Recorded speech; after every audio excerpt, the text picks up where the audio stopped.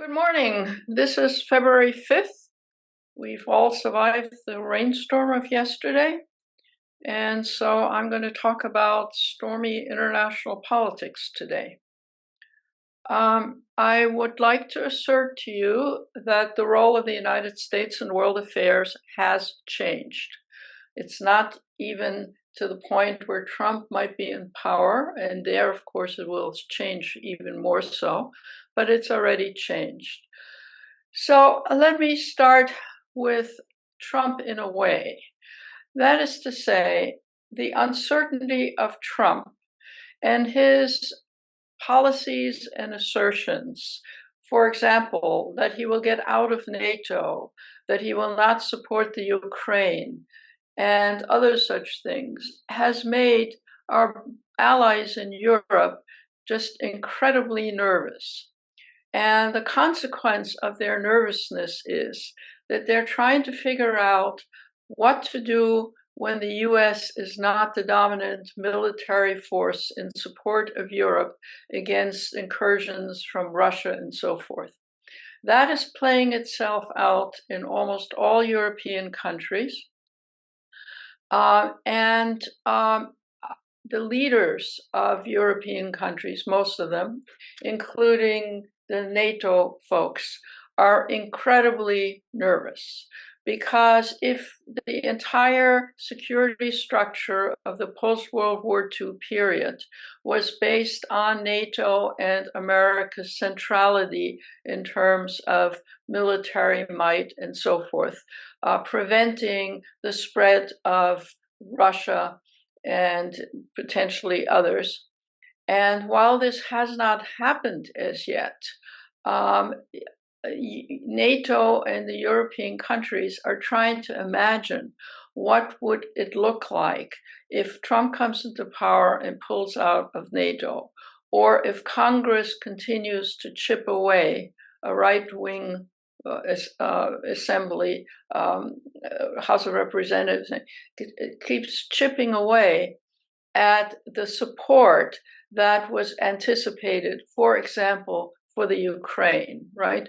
Ukraine is in dire need of more military support to hold back the Russians. It is currently not getting that from the US, and the US funding was central. So this is not just futuristic, this is here and now. And everybody is trying to imagine how you move forward in case Trump comes into power. And that is not just a futuristic discussion on paper.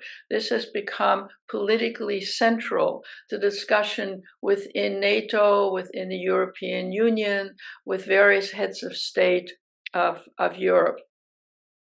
And so the idea that, the US may be playing a different role in different parts of the world is central to our allies in Europe, and our allies in Europe have always been central to US foreign policy. So people are treading water. People are trying to imagine what this might all look like. People are trying to deal with the contemporary situation, which is one in which, for example, NATO's funding for the Ukraine has been held up and has serious implications. Now, from the perspective of Trump and the MAGA people and even some other Republicans and even a few Democrats, the argument is, well, the European countries should step up. And it is true that over the years, sometimes countries, members of NATO, have not contributed the full 2% of their annual budgets to NATO, but they've stepped up now and stepped up in a large variety of ways, not just with arms, but with funding and with accommodating refugees, for example, Poland and other countries accommodating refugees from the Ukraine. So we're not just talking about the future, we're talking about the here and now. Now, so far I've talked about those countries that are aligned with us. On the other hand, both Russia and his ally, for example, President Orban of Hungary, are also in alliance and are also mindful of the fact that the situation, if Trump comes into power, will be very different, and they can play a very different role of moving forward in Europe and extending the European territory on the part of Russia.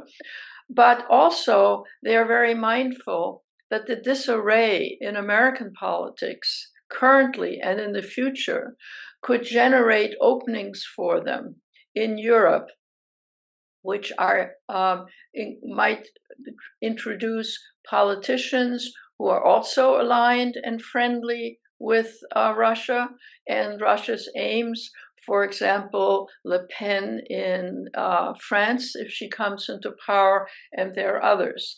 So right now, as we speak, what is going on in the world and US's shaky role in the world, and its in many ways already new role in the world, is creating both political responses within European country and nervousness within NATO, the EU, and so forth.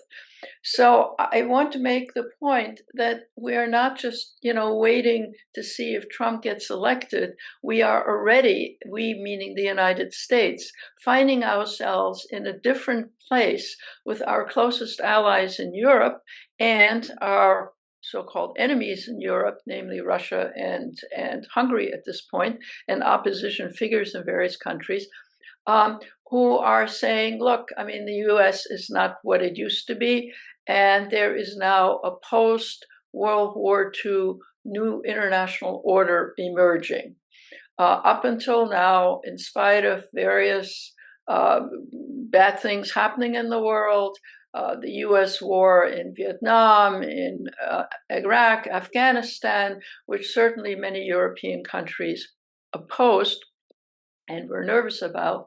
But this is a new kind of nervousness because people believe that structural changes have already taken place and are likely to exacerbate in the not just if Trump comes into power, but exacerbate in terms of the domestic politics of the United States and the disarray in the legislation process in the United States that is currently with us.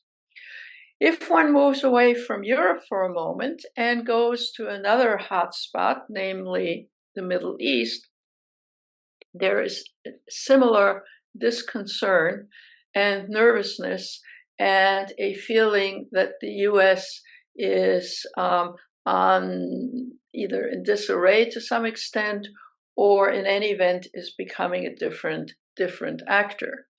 Now, before we jump onto the Israeli-Gaza bandwagon, suffice it to say, most countries in the world, and certainly our allies in Europe, were fully on board in the US support of Israel in terms of what Hamas, the killings that Hamas did in Israel. What is much more open to discussion and debate is, first of all, what led to this, and second of all, what the consequences are now in terms of Gaza, the killings and the mayhems and the destruction of Gaza. So that the US role in the Middle East, in its up until recently 100% support of Israel, has made the role in the US, as seen by many countries in the world, Europe, Asia, elsewhere, as the US playing a kind of very different and to some extent peculiar role. Now, here one can, in a sense, backtrack and say that we know that Israel has a very right-wing government, and Netanyahu and his right-wing government and the very conservative to some right-wing government that has existed in Israel for some years, and the US support of it, or seeming support of it, has also changed the role of the US in the Middle East. It's become noticeable now because of the various conflicts that are going on. Let me backtrack and say that the conflict, leaving out Israel and Gaza for a minute, the conflicts in the Middle East were, as I described in a previous Ali, Shia and Sunni conflicts, right? But it's also Iran versus Arab countries, Muslim countries, which are not in the Iran camp. And the US role in making Iran into what it is today and an enemy of everybody who is opposed to Iran, the United States and everybody else who is opposed to Iran, really dates back to our interference in Iran politics. Many moons ago, Iran had an election. A Mossadegh was elected decades ago, and the US participated in his assassination, which eventually unraveled into the kind of regime and government that Iran has nowadays. So from the perspective of many, the fact that Iran is what it is today, a hostile country to many in the Middle East, and potentially and actually an enemy of the US, already had US interference, and people historically accepted that. But then the situation of US policy in Iran got worse during the Trump administration because international negotiation to make sure that Iran did not become quickly nuclear, and having the Nuclear Energy Agency monitors. And there was an agreement, of which, by the way, even Russia was a participant, which kept nuclear development under some international management control. That was nixed by Trump. Trump got rid of that. And so now one does not have either the international authorization on part of the Nuclear Atomic Energy Agency, or for that matter, Iran can pretty much do what it wants to do. There may be opposition and threats of opposition, but for all practical purposes, within a few weeks, Iran becomes a nuclear power. And once you have Iran as a nuclear power, the only other nuclear power in the region at the moment is Israel. And many in the world, many observers, many specialists in the world, imagine that if the situation in the Middle East is not handled with the greatest of caution, we could have the next big world conflagration in the Middle East. That is to say, something resembling a World War II and then some. And of course, at the moment, both US policy and the policies of other countries is to try very hard to avoid that. And as you no doubt heard on the news, seemingly even Iran wants to avoid this. So the skirmishes that are now taking place in various countries in the Middle East, in Syria, in Iraq, in Yemen, and to some extent in Lebanon, are very dangerous skirmishes, because as long as they're targeted and contained, and the US keeps promising that it's only getting revenge for the killing of those American soldiers, etc., and as long as Iran is not anxious to have a war, maybe these things can be contained. But many observers believe, and I share this belief, that it would not take very much to just ignite the situation. And so we are again on the cusp of a potentially very dangerous situation before the Trump could even possibly become president. That is to say, we could have a major conflict in the Middle East.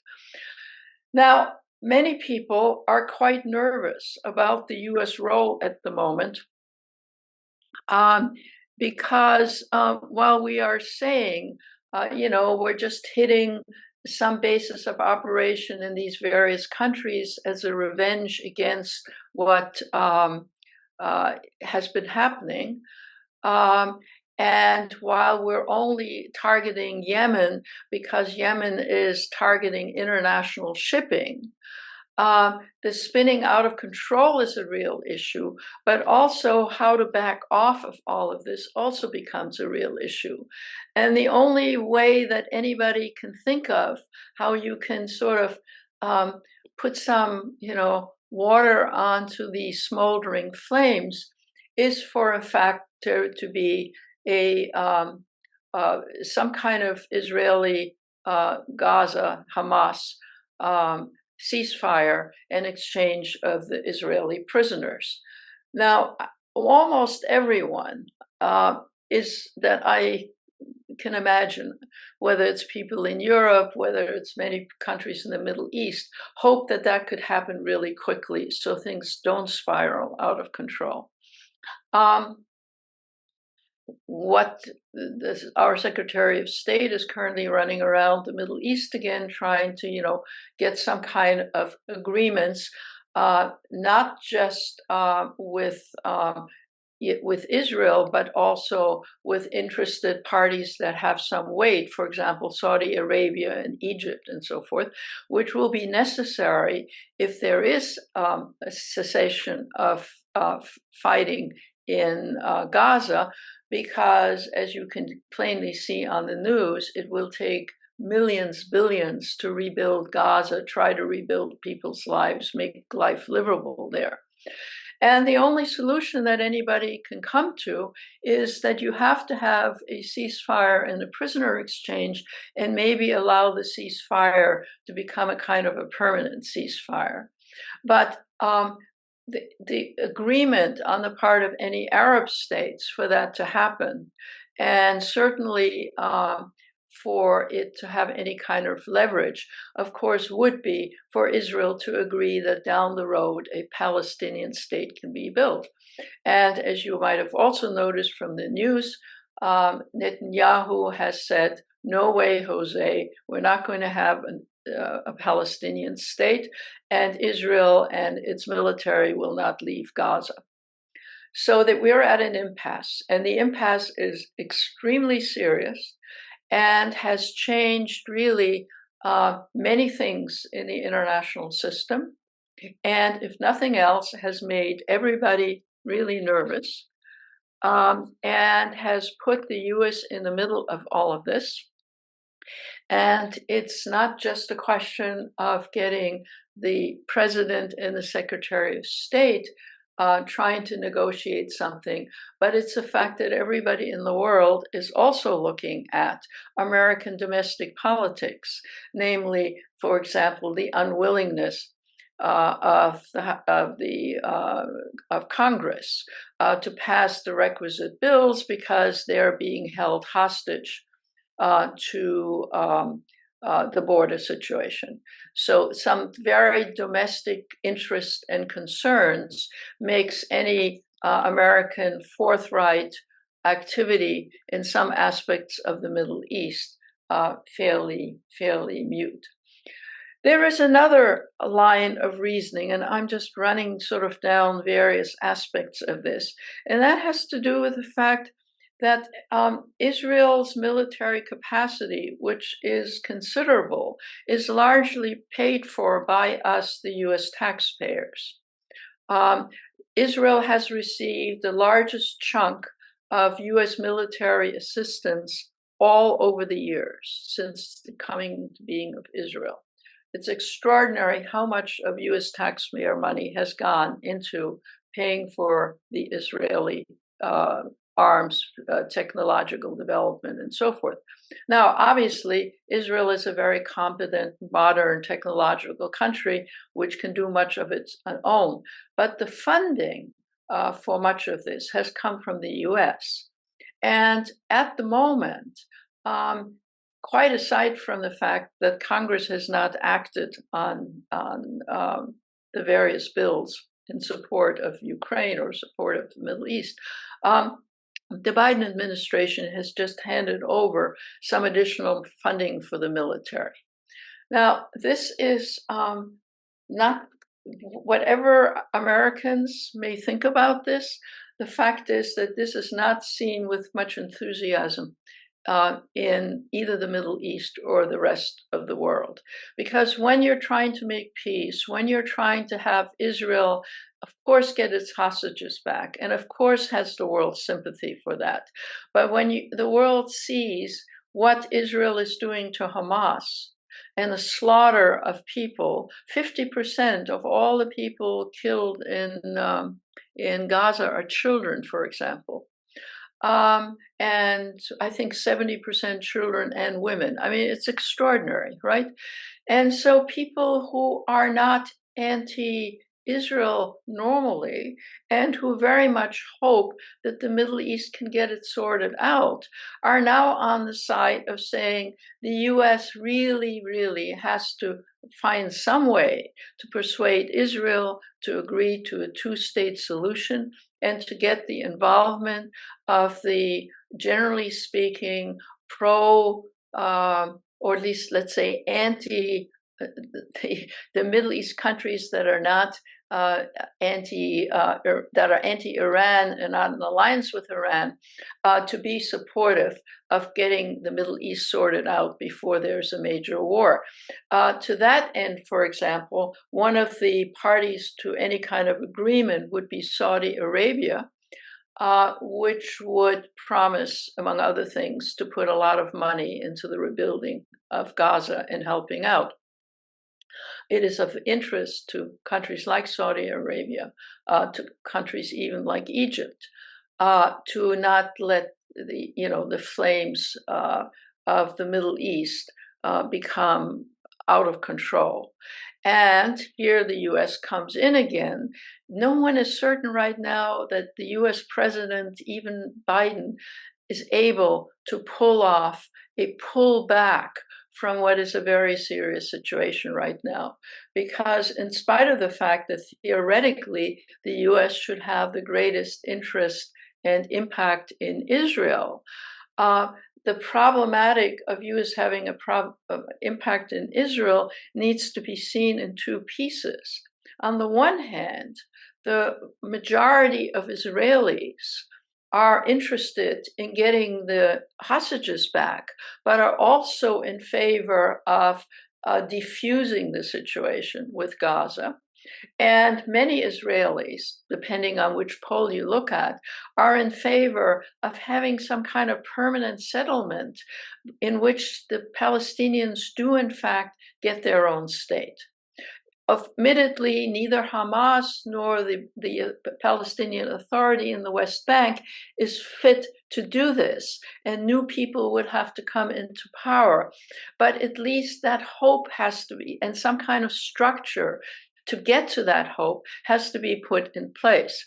Now, why is the Israeli government at the moment digging in and not budging? It has nothing to do with the settlement of things in the Middle East. Everybody agrees it has something to do with Netanyahu needing to stay in power so that he doesn't find himself found guilty in the courts and possibly even go to prison. So Netanyahu has to listen to the extreme right wing of his own government in the hope that everybody will continue to coalesce behind him so that you don't have a new government in Israel.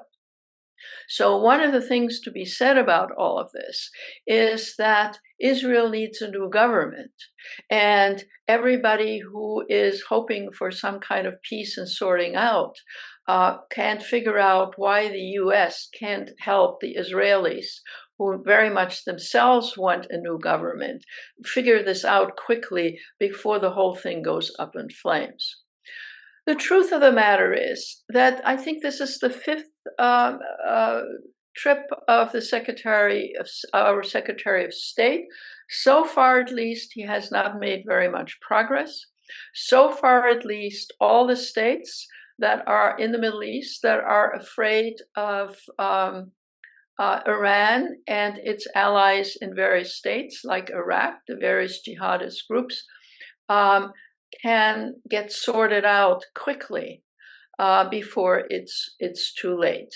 And when one says that, you can see that the US, again, way before Trump comes into power and everything that might follow from there, is in a very risky situation. Many of these countries, for example, Iraq, for example, Syria, for example, Yemen, have alliances with Iran. It is not true that Iran controls everything in those countries, but they certainly get arms and support from Iran. And the other half of the Middle East would like, in alliance with Europe and the United States, to get the Middle East not to blow up because they will suffer as well. So US is on the fence. US is in disarray, both domestically and internationally. And at the moment, the big important variable in world affairs up until now has always been the US, and everybody could count on the US. And now all of a sudden, we are in a situation where no one is so sure by the here and now, not to mention if Trump comes into power, because as I said earlier, he's already said he wants to get out of NATO, his best friend is Putin, and so forth, which of course scares the hell out of everybody in Europe. Now you may say, well, all right, so what about the rest of Asia, Latin America, and Africa? They themselves find themselves quite neglected by the US and are saying, look, folks, in terms of climate change, in terms of refugee crisis, in terms of lots of things, we need a little attention and some policies here. But it's not unusual for a government to only be able to focus on one major thing, and that's what we're currently focusing on. And when I say that US is in the crossroads, it's in the crossroads both in terms of foreign policy, both because of its current domestic policy, its potential future policy if Trump comes into power, but it is more or less at the crossroads inside almost all countries in the world who are looking at this crisis, actual and potential, and the disarray, and saying, where is the US, its power, its might, its capacity to sort things out? We are not looked upon very favorably right now by the world. And that is not very helpful to us in the future of climate change, trade, and influence. While we're running around various parts of the world, the Middle East in particular, trying to exercise power, we're not exercising a whole lot of influence.